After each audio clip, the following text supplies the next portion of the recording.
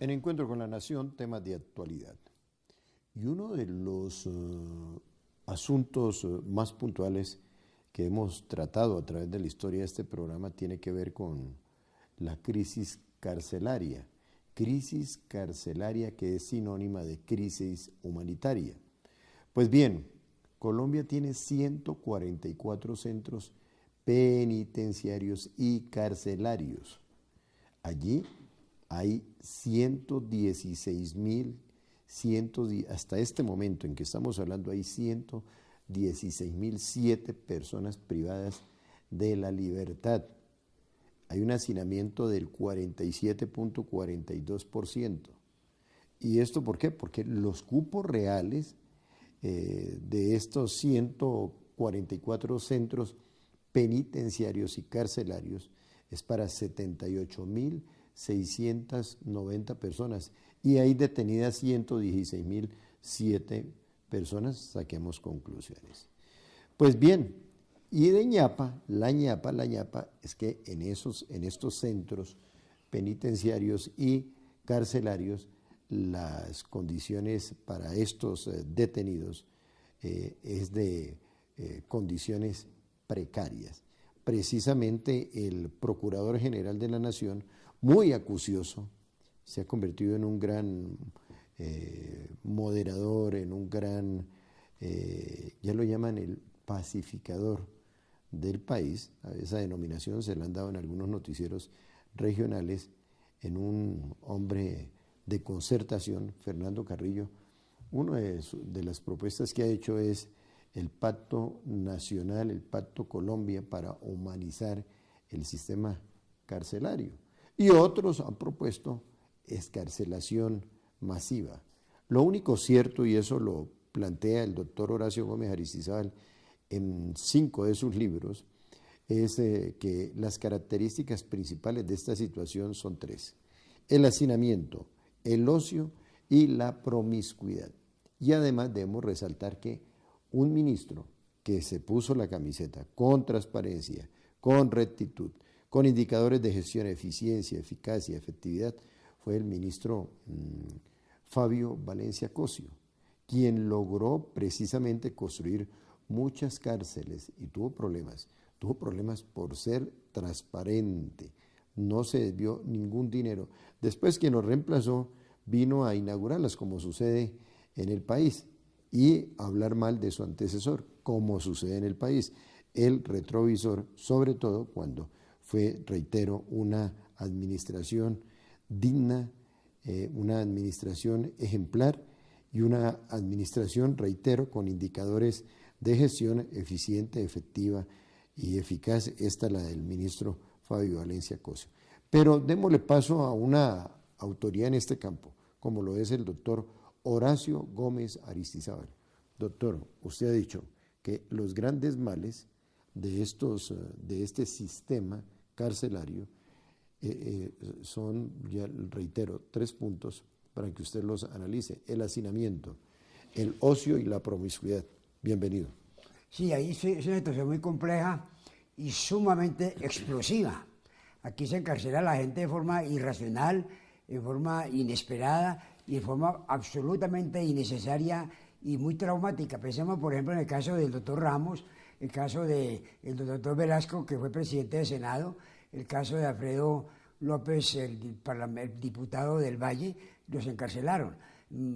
Personas con ciertos antecedentes, con toda una vida de comportamiento ejemplar, no había necesidad de encarcelarlos y luego buscar las pruebas. Realmente aquí se cometieron unos errores imperdonables en personas de tanta categoría, de tanta jerarquía y tan conocidas. ¿Qué será con las montoneras, con los de abajo, y sin pensar en a veces la actitud precipitada y no muy honesta ni muy imparcial de los que administran justicia? Llámese fiscales, llámese jueces, magistrados, auxiliares de la justicia. Yo he dicho pues que la cárcel no es el único remedio para el tema del delito. El tema del delito tiene otros frentes mucho más importantes. Por ejemplo, el tema de la prevención del delito. Más importante que castigar o más importante que encarcelar es evitar que haya delitos para que no haya investigaciones y no haya ese manejo traumático de los expedientes que se le da en Colombia.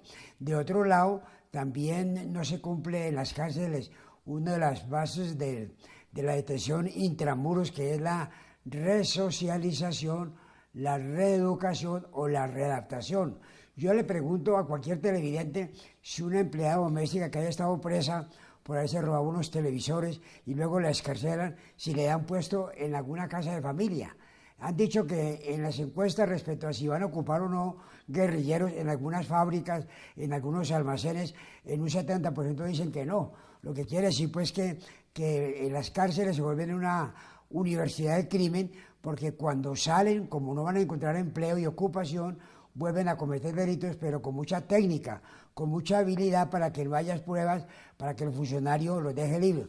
Uno ve en la prensa que dicen fulano de tal fue puesto en libertad por 15ª vez o por 20ª vez, es decir, 20 veces presos, porque cuando los ponen presos no tienen las pruebas suficientes para prolongar el cautiverio.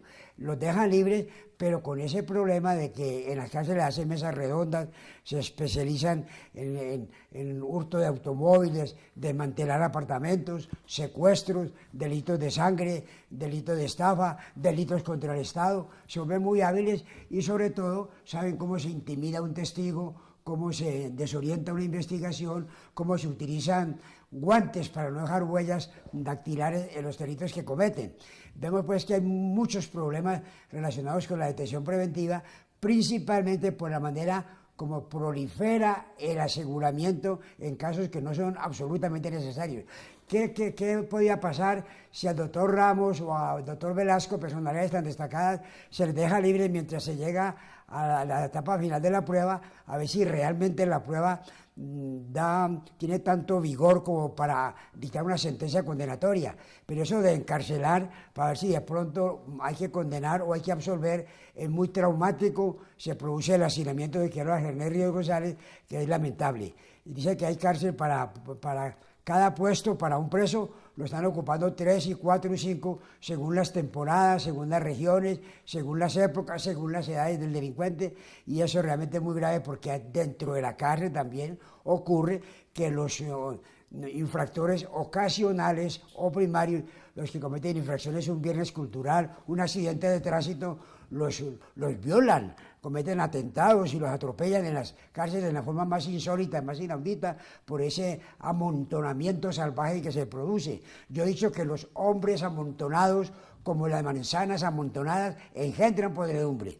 Muy bien, y en el caso hay un ejemplo típico que tiene incómoda a la opinión pública y a los colombianos. El caso que usted mencionaba, doctor Horacio Gómez, el de Luis Alfredo Ramos, un hombre transparente que, entre otras, estuvo privado de la libertad por asuntos políticos, de modo que no hay derecho. No, y con base en 5 testigos falsos que habían sido condenados por perjurio. Y se demostró eso, y es una vergüenza que la Alta Corte le dé crédito a unos testigos con antecedentes criminales, con condenas, y que han sido unos que ejercen la profesión de testigos falsos. Eso es inaudito y además muy apresurado, porque han podido dejarlo libre mientras se investiga. Una pausa y ya regresamos.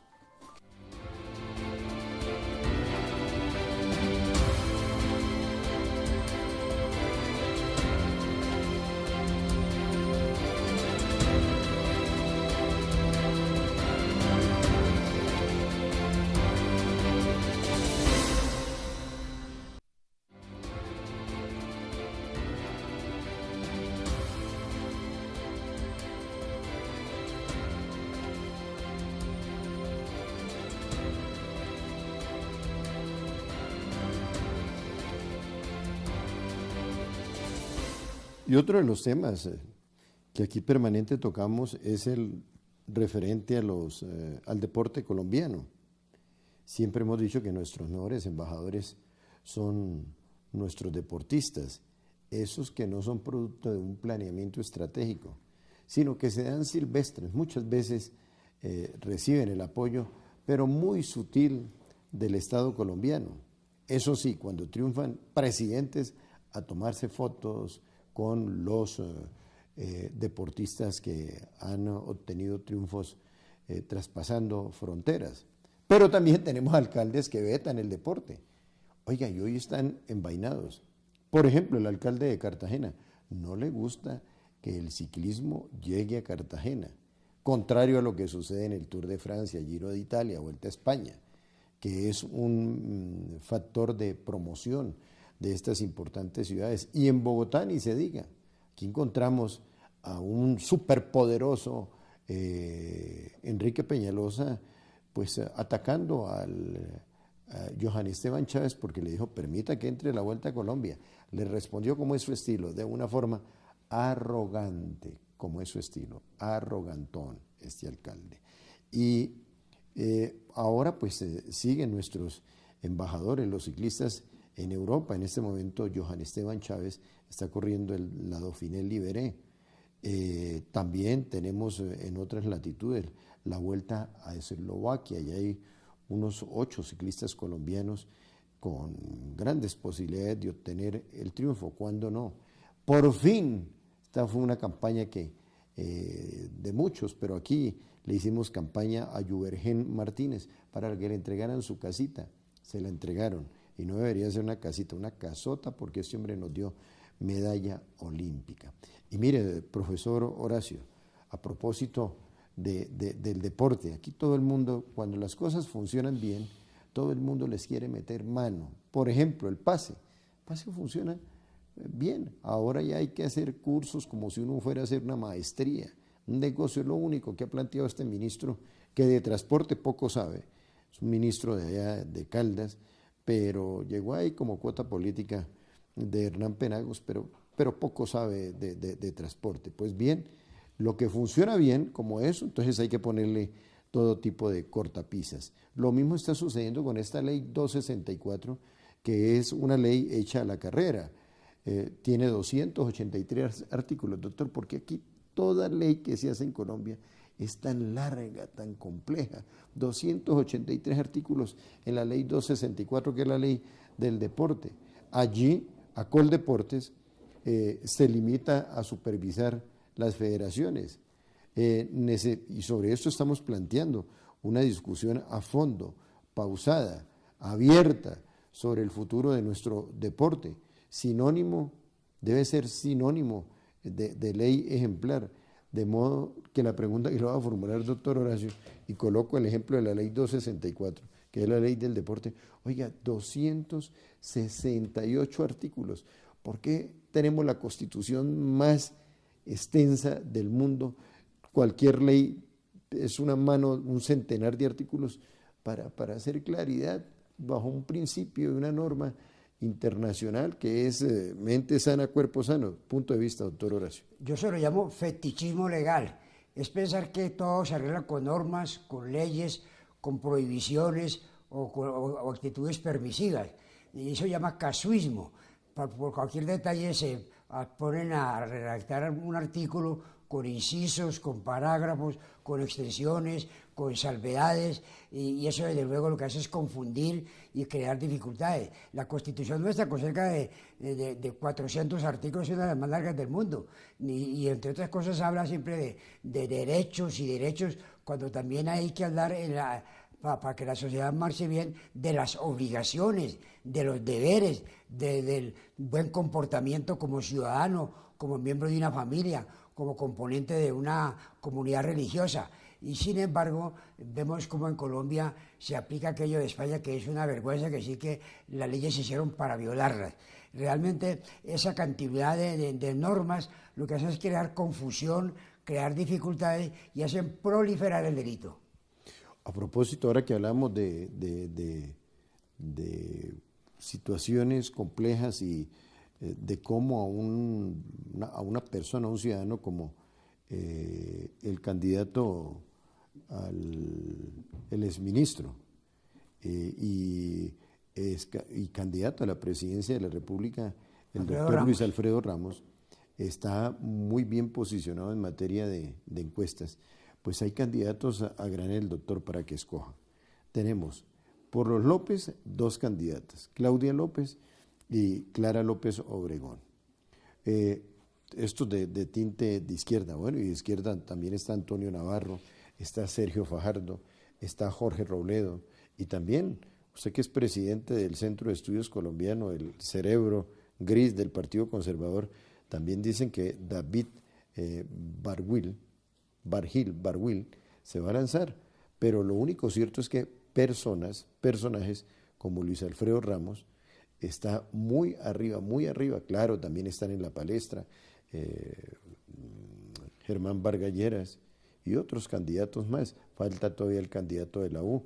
En algunos sectores quieren gente joven, y ya se habla de un hombre que ha cumplido una excelente función en el Congreso de la República como Alfredo Molina Triana, que es del departamento de Cundinamarca, pero con mucha penetración en el departamento del Tolima, en el departamento del Quindío y aquí en Bogotá. De modo que a la palestra, muchísimos que aspiran a llegar al sólido Bolívar. Doctor, 30 segundos para esto.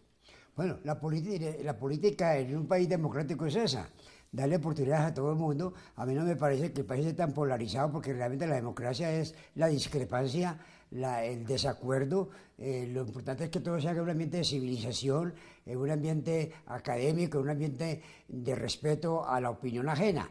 Pero el hecho de que opinen muchas personas y que haya cuestionamientos, por ejemplo, el proceso de paz en algunos puntos, a mí me parece que eso es la democracia, eso no es anormal. Solamente en las dictaduras o en los gobiernos totalitarios se considera un delito de lesa humanidad estar en desacuerdo con los gobernantes. Pero en las democracias lo natural es que haya discrepancias y que a la hora de la verdad se decidan por votos.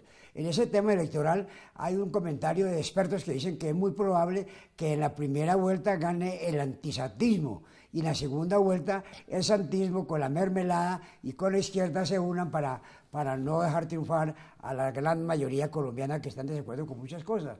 Entonces, son especulaciones, pero sí puede ocurrir eso, que el país se radicalice entre los que están apoyando al gobierno y el proceso de paz y los que están pidiendo una revisión, un reexamen y un replanteamiento respecto al proceso de paz y respecto a la manera como nos están gobernando, que como se vio en el plebiscito hubo un no mayoritario y que eso se puede producir muy probablemente en las próximas elecciones. Una pausa, ya regresamos.